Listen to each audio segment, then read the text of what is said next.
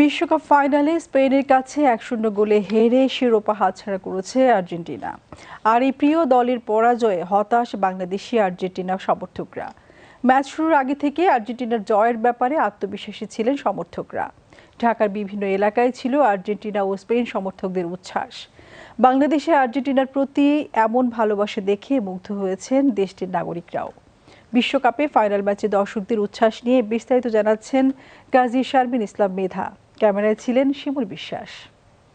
কি জাদু তুমি দেখাইলা ও মেসি রে, অন্তরে তোমাকে জায়গা দিয়েছি, কি ম্যাজিক তুমি দেখাইলা। এই উল্লাস আর্জেন্টাইন সমর্থকদের। ম্যাচ শুরুর আগেই যাদের বিশ্বাস ছিল বিশ্বকাপে ট্রফি উঠবে আর্জেন্টিনার হাতেই, তবে এবার স্পেনের সমর্থকদের উপস্থিতিও ছিল চোখে পড়ার মতো। আমি প্রথম থেকে স্পেন সাপোর্ট করছি, স্পেন জিতবে। গোল্ডেন বলও আজকে লিওনেল মেসি পাবে সর্বকালের সর্বশ্রেষ্ঠ ফুটবলার, এবং গোল্ডেন বলও জিতবে, মানে কিছু আর রাখবে না, মানে সব তার হবে। বিশ্বকাপ তো এই অনেক 4 বছর পর পর একবারই আসে, তা সেই চিন্তা করে বাচ্চাও আমাদের থেকে বেশি খুশি। সেইটা চিন্তা করেই আমরা আজকে রাত হয়ে যাওয়া সত্ত্বেও আমরা চলে এসেছি। বাংলাদেশি আর্জেন্টিনার ফুটবল প্রেম দেখে মুগ্ধ এই আর্জেন্টাইন দম্পতিও।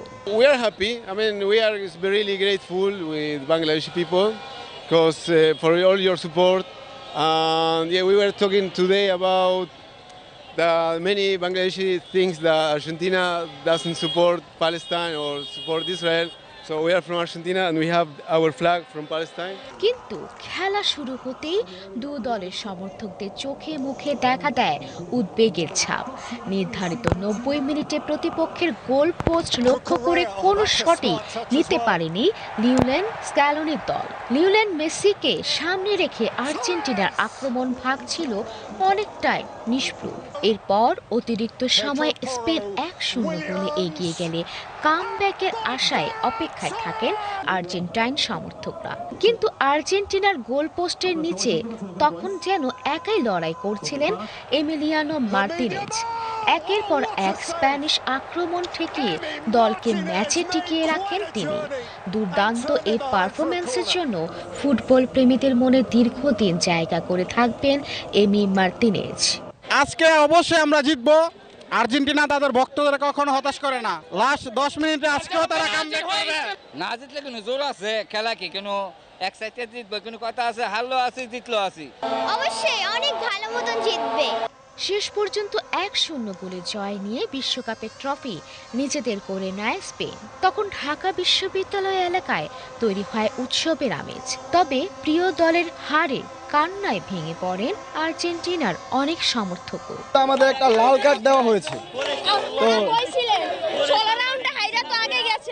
আমরা স্পেনের সাথে হারছি, ঠিক আছে, বিশ্বের নামকরা টিম, তারা নরওয়ের সাথে আছে।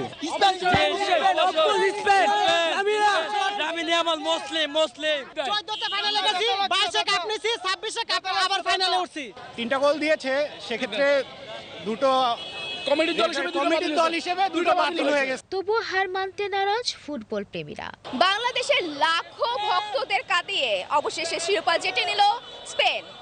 আর্জেন্টিনার এই হেরে যাওয়াটা অনেকে মনে করছে যথাযথ, কেউ মনে করছে যথাযথ না, তবে তাদের ফাইনাল ম্যাচটা ছিল দুর্দান্ত। আবারও অপেক্ষা 4 বছরের। গাজী শারমিন ইসলাম মেধা, বিটিভি নিউজ, ঢাকা।